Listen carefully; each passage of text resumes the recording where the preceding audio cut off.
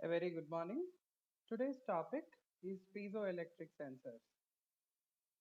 By the definition, piezoelectric sensor is a piezoelectric effect is an effect or a phenomena which is resulting from coupling between an electric and mechanical properties of a material. When mechanical stress is applied to a piezoelectric material, an electric potential will be produced. There is a normal physical science behind this concept of piezoelectric effect, which is also called as polarization and ionization. These are the two processes which drive the piezoelectric effect. How do they contribute to the piezoelectric effect can be learnt in the next few slides. But there is in existence also a reversible effect of piezoelectric effect, which is called reversible piezoelectric effect. Likewise, when an electric potential is applied to a material, a mechanical change will occur. Here, the mechanical change we are referring to is the geometrical variation, that is, the shape of the crystal varies. Essentially, piezoelectric materials are crystals. They have a fixed lattice structure, they have a geometry, and they can be sometimes combinations of many materials also. So the piezoelectric crystals involve in a non-uniform charge distribution within the unit cell of a crystal. That is, every molecule of a piezoelectric crystal, there are some positive and negative ions which non-uniformly distribute in the crystal lattice. When they are exposed to an electric field or when they are exposed to a mechanical pressure, this charge distribution shifts. Shifting can happen in two ways. One is non-uniform distribution, the other one is uniform distribution, where you apply a force and they tend to occupy the other two regions and densify on the other two sides, thus creating a capacitive structure within the crystal. And this concept of segregation of all positive ions to one side and all negative ions to another side is also called as polarization. And the crystal will change its shape. There's also another scope, not only the change of crystal shape, but also can have a huge deposition of charges on the other two sides, thus creating a electric field. So this piezoelectric effect is popularly used for two applications. One is mechanical vibrations in a medium, which is almost like an ultrasonic vibration you create in an acoustic medium. The other way of using piezoelectric sensor is to measure accelerometry, acceleration, displacement, and different methods which are which have their relation to the movement, displacement, and vibrations in a measurement. Let us go to the next slide. This slide talks about what is the difference and what is the role of polarization in piezoelectric material. A piezoelectric effect is exhibited by mainly two kinds of materials. One is a natural material which is in existence in the nature. The other one is a man-made polycrystalline material. Man-made materials will have different combinations of barium, zirconium, and their titanates, or you have lead zirconate or lead manganese niobate. There are different kinds of materials.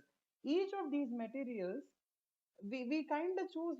There is a small scientific concept behind choosing the materials. Also, we choose the materials which have weak bonding forces between the materials.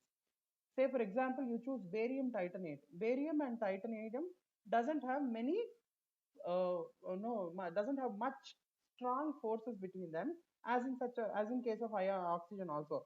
So when you apply a mechanical stress or an electric field, there is a scope that they can break themselves into ions very easily without any additional energy given, very high additional energy being given to them. So that is the idea behind man-made materials. But the natural materials like quartz, tourmaline, rochelle salts, these are already available in nature, but the quantity of their availability will be very small in nature. And that made us go for man-made materials. In addition to the man-made materials which are already mentioned here, we have some other organic piezo materials like PVDF films, polyvinyl difluorofilms, which can be drawn into larger sheets also. Like they are malleable, you can bring out larger sheets for them, thus giving a larger area of measurement. So that's another way of realizing a piezoelectric crystal. Most of the times, piezoelectric materials of this kind are used for tactile measurements. Tactility is touch, if you would want to measure touch. Here comes another concept called Curie temperature, uh, uh, which has relation with polarization. You can observe that in figure A, before polarization, there is a symmetry in the structure. But after the polarization, you see that the disturbance, you see that the polarization is being very much disturbed. Now, the disturbed polarization is only the mere effect of you applying an electric field or a magnetic field on that. The lattice structure becomes defective. See, when you say you have when you dissociate the bonding between all these materials, you have manually enforced a dissociative force between them. You have given it an additional energy from external sources which is capable of breaking them. Once it is broken, it is free to move in any direction. But what we try to do is we apply force on one side, and there is more vulnerability that these are dissociated ions will always move in the orthogonal direction. That is, if you apply force in z direction, they dissociate in the x direction.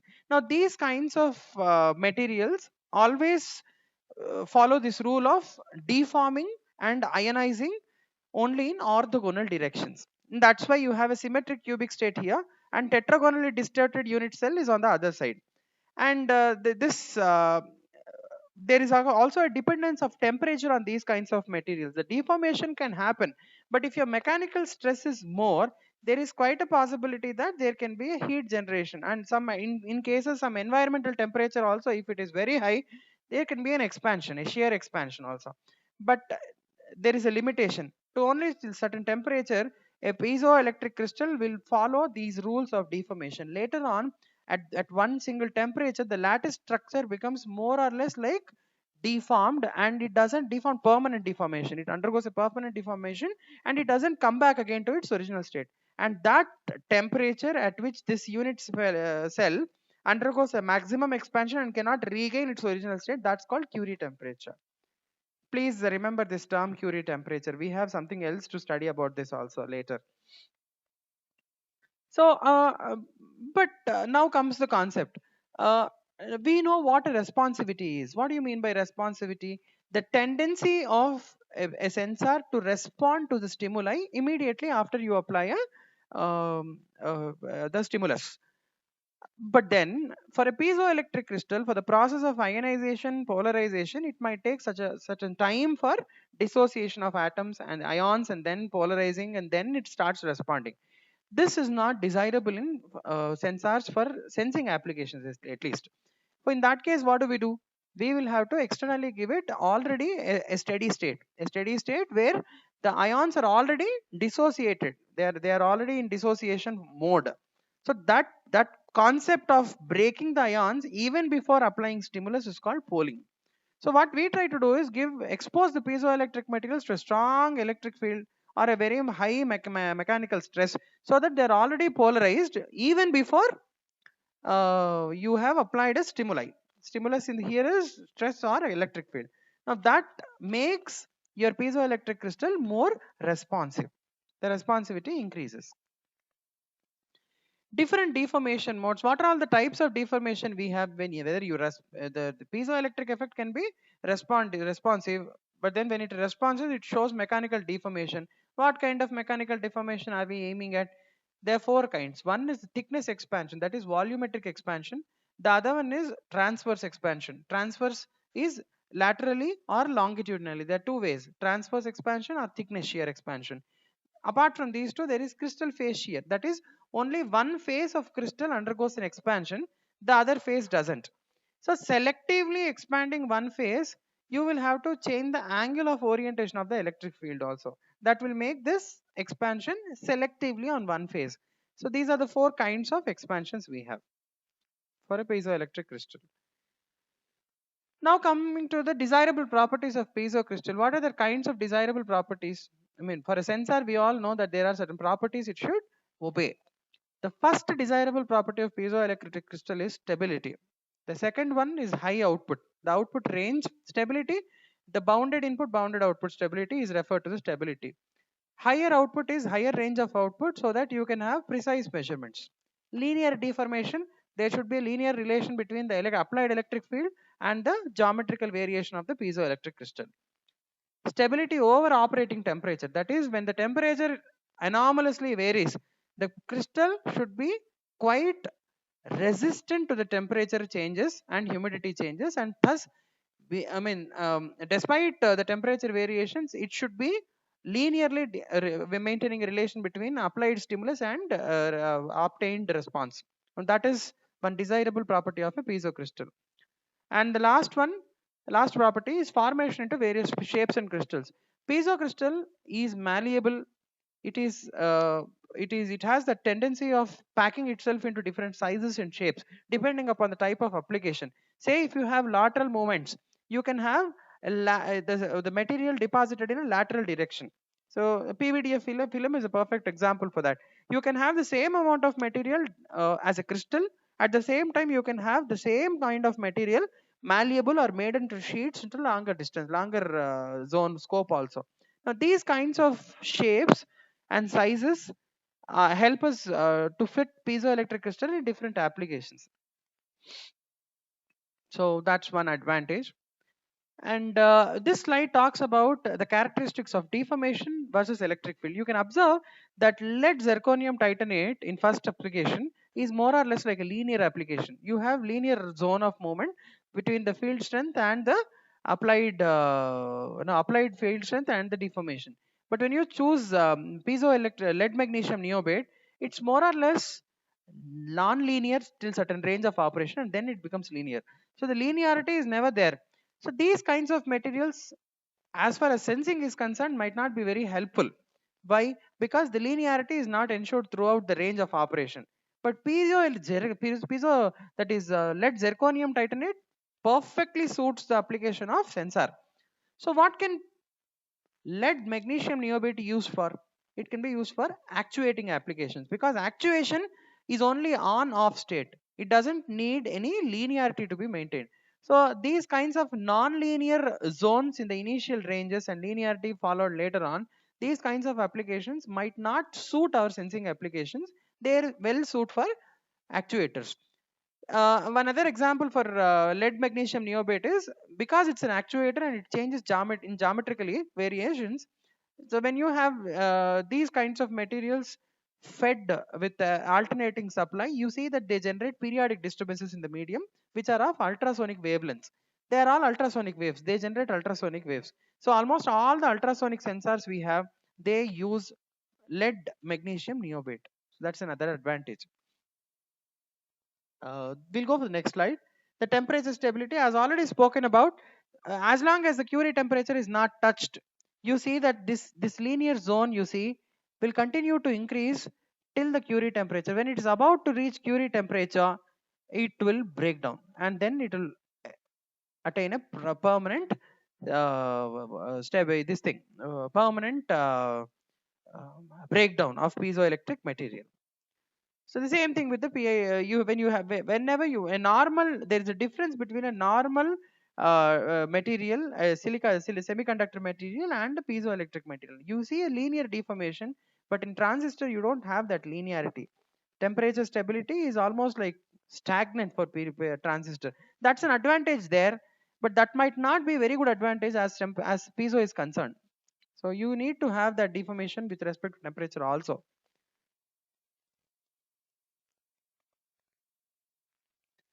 And what kind of shapes can it be drawn into? It can be drawn into different shapes like stacked discs, laminar rectangular strips, tubes, applications. What kind of applications are there for stacked discs?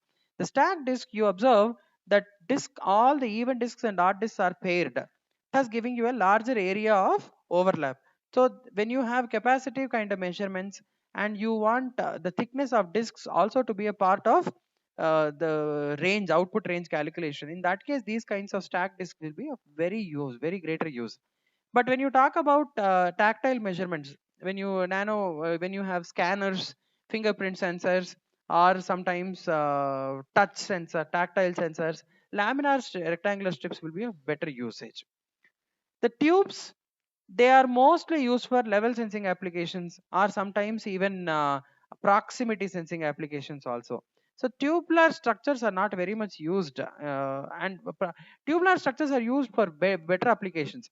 Like say for example, if you want a mechanical movement for 3 centimeters or 4 centimeters, you can apply electric field, and you see that the tube inside moves out with a displacement. So this mechanical elongation can be used for micro movements also. Micro movements, nano movements, or sometimes even some centimeters of movements also can be realized using piezo crystals.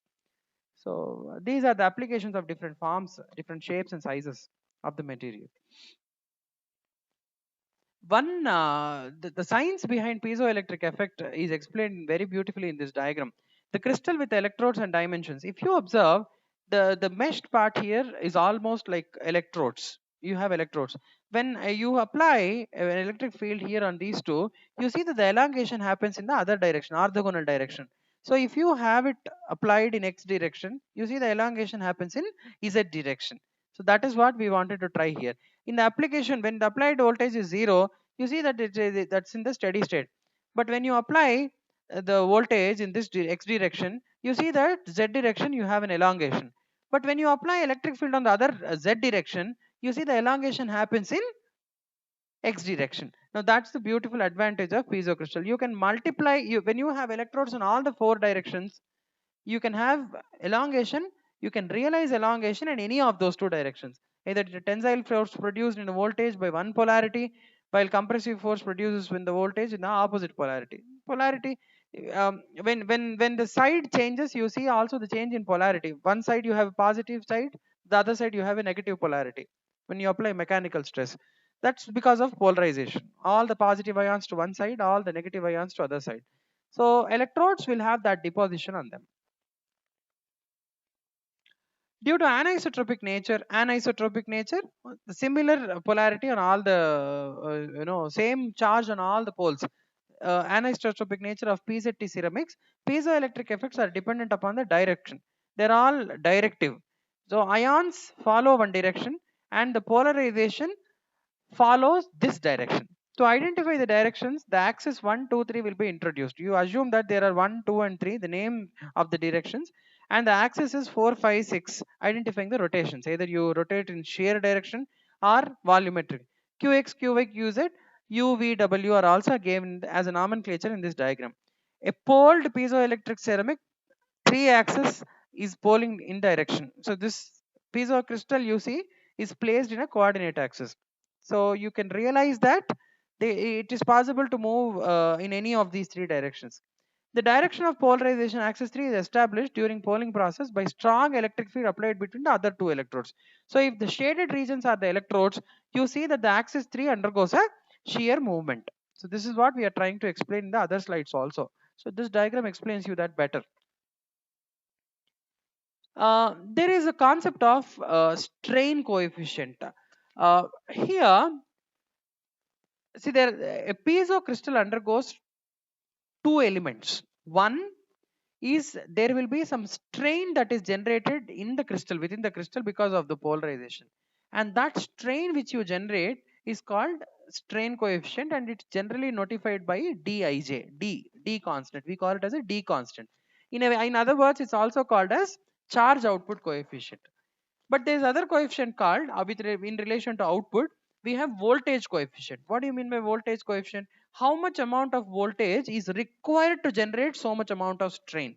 That's called G constant.